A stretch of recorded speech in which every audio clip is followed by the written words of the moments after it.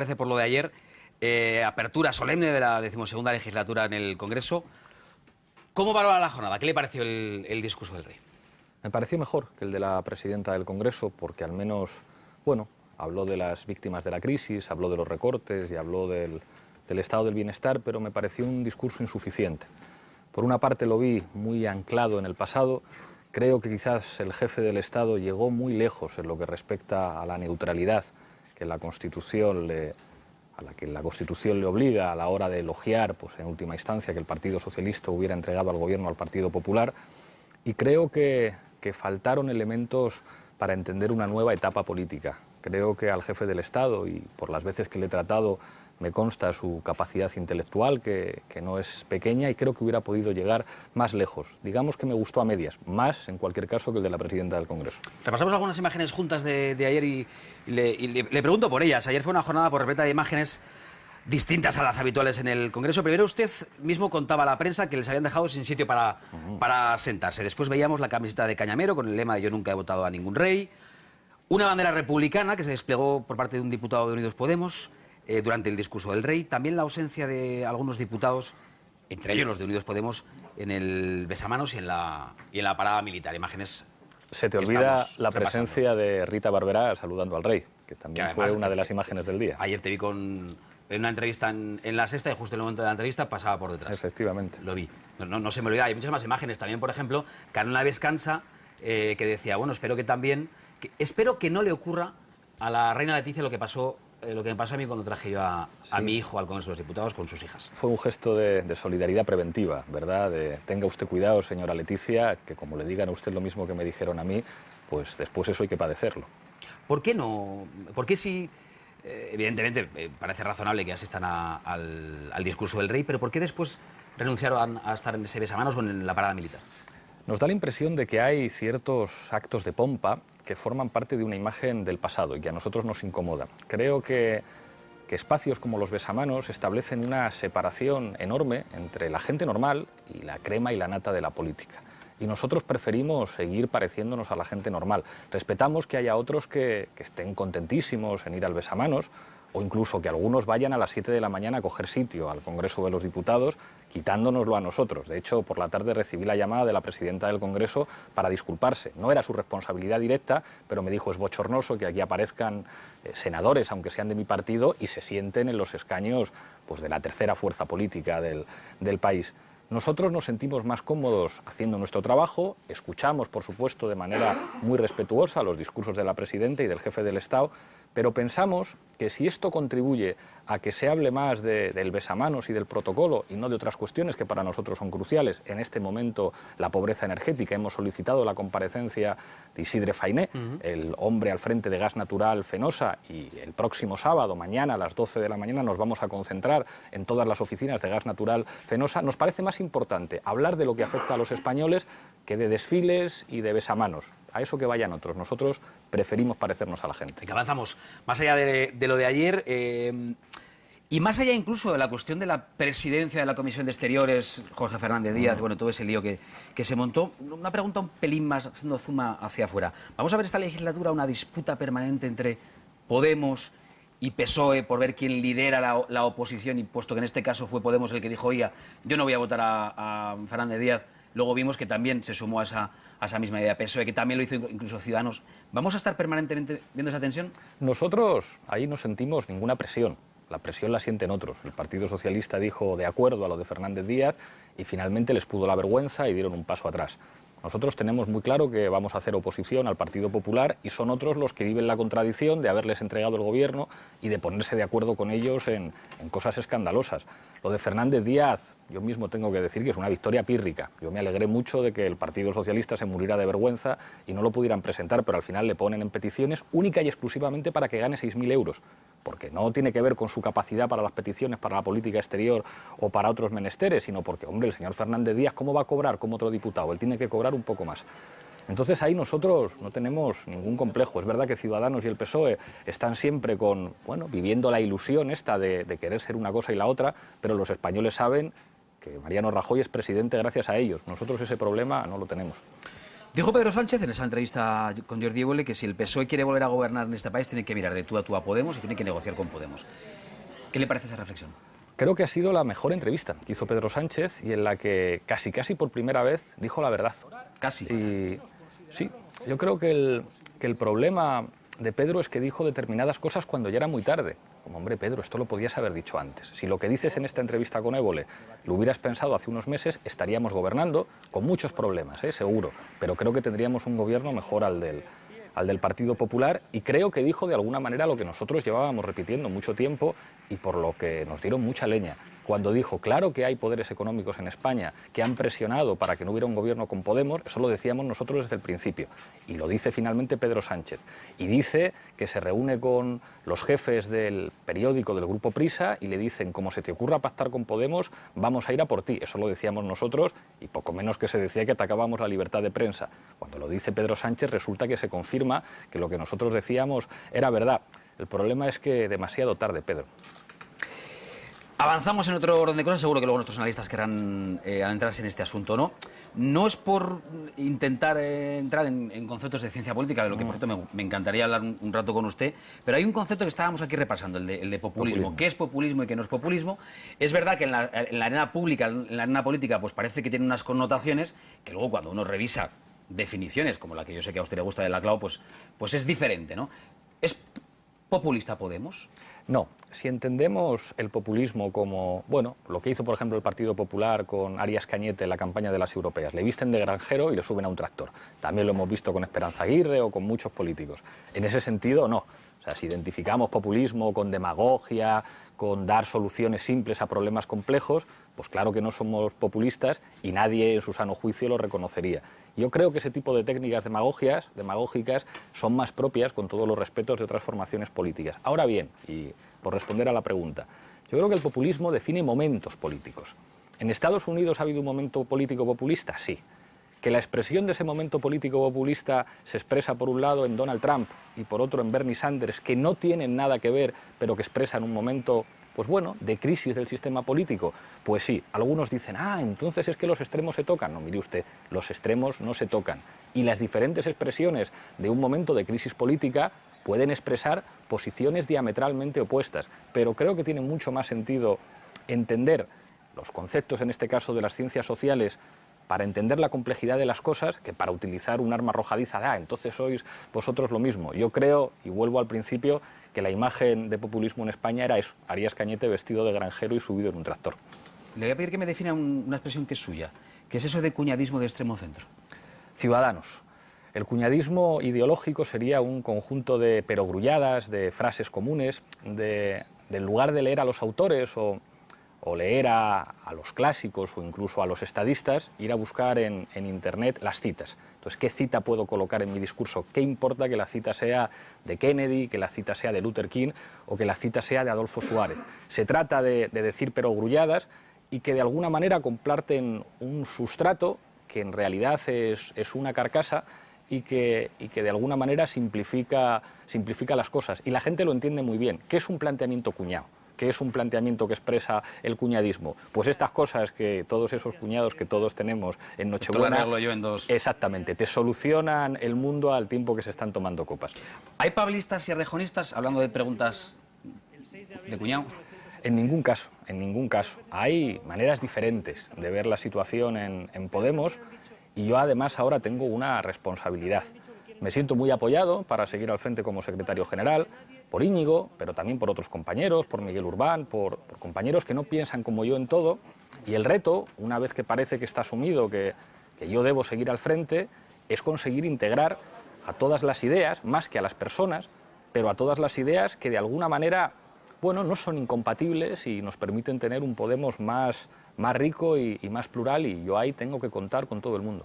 Pero ¿se pueden hacer debates de calado, debates profundos a través de Twitter y 140 caracteres? Nosotros, por desgracia, lo intentamos y a veces salimos con alguna pluma menos, porque en realidad es algo que hemos hecho desde siempre, más en Facebook que en Twitter, porque Facebook permite escribir un poquito más, pero lo hemos hecho desde siempre y bueno, pues ahora cuando estás al frente de una organización política con más de 5 millones de votos adquiere una mayor trascendencia, pero estoy orgulloso de que en Podemos pues todo el mundo sabe que se habla de política, se habla de estrategias, se habla del papel del Parlamento, el papel de los movimientos sociales, a diferencia de otros partidos en los que se habla básicamente de quién manda. Y yo creo que el debate y que ese debate sea de altura es una de las características que nos definen y yo estoy orgulloso. Una más y abrimos la mesa. Hace pocas fechas, Ramón Espinar, sentado ahí en el mismo lugar en el que se encuentra usted ahora, decía, a ver, que se me entienda, en este momento Podemos no puede vivir sin el liderazgo político, sin el carisma de Pablo Iglesias, pero seremos una formación política madura el día que superemos el liderazgo de Pablo Iglesias. Eso es imprescindible y yo creo que hemos avanzado muchísimo. Cuando empezamos en las elecciones europeas, la dependencia era tal que tuvimos que utilizar la cara del candidato, que en este caso era yo, en una papeleta electoral. Y a usted le acusaron ahí de exceso de protagonismo. Claro, y eso pasó después a los compañeros de Barcelona en Común, que tuvieron que utilizar la cara de Ada en unas elecciones. Por suerte hemos superado esa etapa. Por suerte en Podemos hay muchos portavoces y aunque yo siga teniendo un papel importante, pues tiene toda la razón Ramón al plantear necesitamos una fuerza política que más tarde o más temprano pueda funcionar independientemente de quién esté al frente. Y ahí creo que hemos dado muchos pasos y también les confieso que en lo personal es un gran alivio. Abrimos la mesa. Carmelo Encinas le quiere formular una pregunta breve. Carmelo. Bueno, con su llamado giro o viraje radical, ¿no corre el riesgo Podemos de convertirse o de confinarse en un espacio político mucho más reducido, un espacio político de extrema izquierda, mucho más reducido que ese otro transversal que en algún momento ustedes incluso propugnaron o dijeron que eran capaces de abarcar? La formulación de las preguntas muchas veces condiciona las respuestas. A cualquiera que le preguntaran, ¿usted qué prefiere ser, radical de extrema izquierda o transversal? Yo le aseguro que transversal. Y de hecho, creo que tenemos que seguir siendo transversales. El problema es que la transversalidad no está tanto en parecerte a otras fuerzas políticas del arco parlamentario como parecerte a la gente. Yo digo siempre, ¿cuál fue el movimiento social más transversal en España? La PA, el movimiento Stop Desahucios. Porque cuando a una persona, a una familia, el banco le echaba de su casa, no le preguntaba a quién había votado ni qué carnet tenía en el bolsillo. Y ese movimiento reveló que había un hilo que conectaba diferentes demandas de distintos sectores sociales. Nosotros, para seguir siendo transversales, necesitamos hacer no solamente un buen trabajo parlamentario, sino seguir siendo un instrumento para las mayorías sociales. Lo que vamos a hacer este sábado, concentrándonos a las 12 en las oficinas de Gas Natural Fenosa, es transversal, porque a la gente, cuando le cortan la luz, cuando alguien puede tener un accidente como esta señora y morir porque le habían cortado la luz, digamos que está expresando algo que afecta a todos los ciudadanos independientemente de su ideología, independientemente del partido que voten. Y nosotros tenemos que ser un instrumento para que ese problema se pueda solucionar sin pedir el carné a nadie. Eso es ser transversal, eso es de alguna manera ser algo más que los partidos viejos, que los partidos tradicionales, ser un instrumento. Por eso, conmigo al frente le aseguro que la transversalidad va a ser uno de los elementos que nos defina. Y yo digo siempre, izquierda y derecha son dos términos que explican algunas cosas, y yo soy de izquierdas, pero no sirven para explicarlo todo. Y creo que en este país, muchas veces cuando hablamos de mayorías sociales y minorías elitistas, se expresa mejor el conflicto político que realmente cuenta lo que pasa en España. Ignacio. Sí. Bueno, voy a decirle que eso es la construcción de un sujeto político populista, en el sentido de la clau, ¿no? Bueno. Volver a la correlación. Sí, a la correlación por no elevar el debate y volvamos. Sí, pero no ponemos a debatir de teoría política. Sobre la correlación interna de fuerzas en Podemos, usted acaba de decir más o menos que ya considera cerrado el debate sobre la continuidad de su liderazgo, ¿no? Yo le quería preguntar si ese debate dependió en algún momento de la batalla de Madrid, de la batalla, de la confrontación en las primarias de Madrid, ¿y cuáles son o de qué tipo son sus diferencias con Errejón como cabeza significativa de una forma de pensar, ¿no? Si son modelo de partido, estrategia, táctica, ideología. Es muy simplificador decir que usted quiere un Podemos más combativo y Errejón uno más institucionalista. Muchas gracias por las tres preguntas, contesto a las tres. A la primera, que no la quiero eludir, hablar de una formación política que se parezca al pueblo, que se parezca a su país, esto es básicamente hacer política. El éxito del PSOE en los años 80 tenía que ver con que era el partido que más se parecía a España. el partido que de alguna manera encarnaba la modernización y encarnaba las expectativas de amplios sectores de las clases asalariadas, muchas de las cuales se convirtieron en clases medias. Eso es hacer política, eso no es populismo, eso es lo que cualquier formación política que aspira a gobernar tiene que conseguir. Eso es la centralidad del tablero, parecerte a tu país. El Podemos que yo pretendo liderar es un Podemos que se tiene que parecer a España y precisamente por eso se tiene que parecer un poco menos a las élites políticas que han mandado y que siguen mandando en España. La segunda pregunta. El debate de Madrid anticipaba buena parte de los debates que se plantean a nivel estatal. Y eso lo dijimos desde el principio y es verdad. Donde además había una competición, que eso siempre es muy desagradable y tensiona mucho una organización política, una competición de liderazgos. No solamente una competición de ideas, sino una competición de figuras con sus características personales diferentes. Eso yo creo que sirve... ¿De liderazgos interpuestos, perdón? Yo creo que no. Es verdad que claro que hay ideas de los diferentes candidatos que se puedan identificar más con diferentes personas en Podemos, pero en ningún caso hay una interposición. Yo creo que en Podemos todo el mundo, independientemente de con quién se identifique más, tiene plena libertad y tiene un estilo propio. Yo entiendo esa simplificación que se hace de unos eran de Íñigo, otros eran de Pablo. Bueno, podían coincidir unos más con lo que pienso yo, otros más con los que piensa Íñigo, pero un proceso territorial es un proceso territorial con sus particularidades y hay que respetarlo. Ahora en Podemos es verdad que yo me siento muy apoyado, incluso muy apoyado, o sea, no solamente por los compañeros que piensan como yo, sino que incluso algunos que no piensan como yo en todo, dicen, es muy importante que sigas tú al frente de esto, pero eso no cierra ningún debate. Tenemos que seguir debatiendo del Podemos que queremos, de cómo nos organizamos, de cómo atraemos a sectores a los que no hemos sido capaces de convencer de nuestro mensaje y cómo mantenemos a los que ya nos han apoyado, de cómo nos relacionamos con los movimientos sociales, y ese tiene que ser un debate vivo y abierto en el que va a haber diferencias y en el que yo asumo como desafío poder integrarlas. Es decir, cuando a uno le dicen, mire, estamos todos de acuerdo en que sigas al frente tú, mi responsabilidad no es pelearme con nadie, al contrario, es conseguir un Podemos en el que quepa todo el mundo.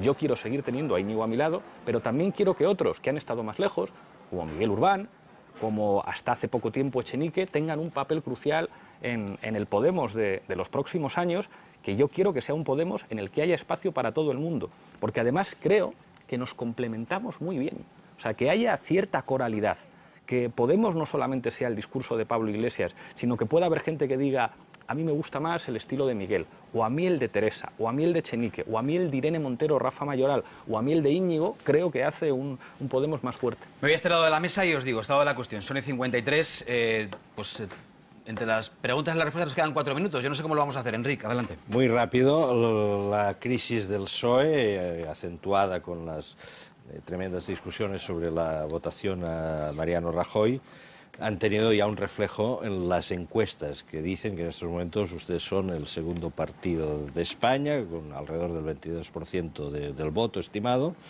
mientras el PSOE bajaría al 17%. Las encuestas lo que dicen, entre ellas la del CIS, de que el PSOE sufre una caída, pero atención, que Podemos no recoge lo que baja el PSOE.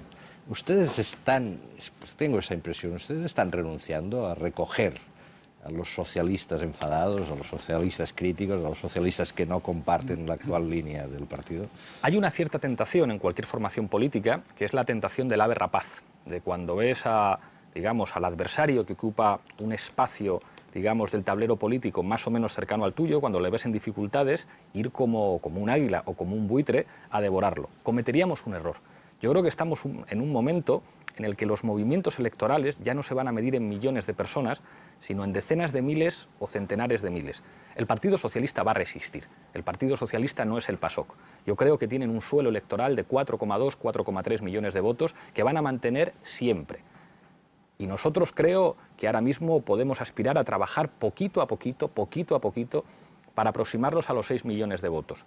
Ahí hay sectores del partido que han votado al Partido Socialista y que ya no quieren votar al Partido Socialista, pero no nos quieren votar a nosotros. Absolutamente. Pero no tenemos que obsesionarnos, tenemos que ser muy respetuosos. A lo mejor hay mucha gente que ya no quiere votar al PSOE y que hoy no quiere votarnos a nosotros y a lo mejor nos vota sin demasiado entusiasmo dentro de 2 años o dentro de 3.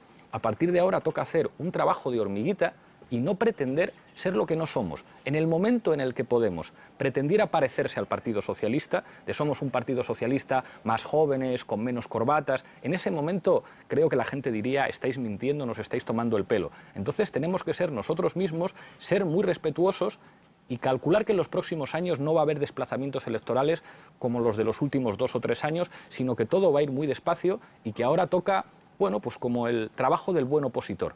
Esto ya no es de darse un atracón un fin de semana, esto consiste en trabajar todos los días las horas que tienes que trabajar, de descansar también, de despejar la cabeza, y poco a poco creo que hay una realidad histórico-demográfica en España. En la medida en que más jóvenes se vayan incorporando al sistema electoral, que vayan votando, en la medida en que nuestra sociedad vaya avanzando, creo que nosotros poco a poco vamos a ir consolidando nuestras posiciones y que el PSOE no va a desaparecer y que seguramente, aunque sea en una posición de cierta superioridad electoral, vamos a necesitar entendernos con el PSOE para poder gobernar. Que es más o menos lo que decía Pedro Sánchez y que usted dijo que lo había dicho o había llegado a la conclusión tarde. Última pregunta, José Manuel. Buenos días, señor Iglesias. Buenos días. Hoy hemos hablado aquí en la mesa, hay un tema interesante que es la reunión de Rajoy con Merkel. Hoy por fin Rajoy reaparece a nivel europeo con los cuatro grandes países europeos. Si usted se colara en la comida de Merkel y Rajoy, ¿qué les diría a los dos? Porque Merkel también va a decir un poco, va a determinar nuestro techo de déficit, nuestros presupuestos. ¿Qué diría usted? Le diría, señora Merkel, el pacto de estabilidad ha sido incumplido fundamentalmente por 2 países, por Francia y por el suyo, por Alemania. Si ustedes han incumplido sistemáticamente el plan de estabilidad porque entendían que era ineficiente para responder a las necesidades de sus ciudadanos, entienda que mi país vale por lo menos tanto como el suyo y que yo quiero a mi país tanto como el suyo y que seguramente las medidas que ustedes nos han impuesto hasta ahora no han servido para salir de la crisis, sino para profundizar sus efectos más adversos. No le vamos a pedir la luna, no le vamos a pedir una gran transformación del sistema económico. Le vamos a decir, nuestro Estado necesita ingresar más y para eso necesitamos hacer una reforma fiscal, que a lo mejor a usted no le gusta, pero hacer una reforma fiscal para que paguen los ricos y para perseguir el fraude, y que además necesitamos cierto alivio a la hora de poder cumplir nuestras obligaciones.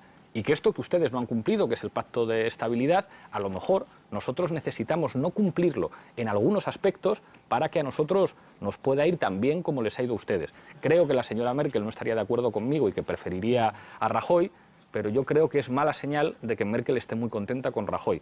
Cuando Merkel no esté contenta con quien gobierna en España, seguramente será porque hay alguien que defiende los intereses de España. Pues aquí lo dejamos. Pablo Iglesias, secretario general de Podemos, gracias por haber venido a desayunar con nosotros. Un placer. Un honor, como siempre. Gracias, Y Sergio. esperamos verte, Pablo, pronto de nuevo aquí en los desayunos. ¿Esto me señalas que me puedo llevar la taza? Sí, pero no esa. Alguno ha intentado mangar esta, pero damos una a la salida.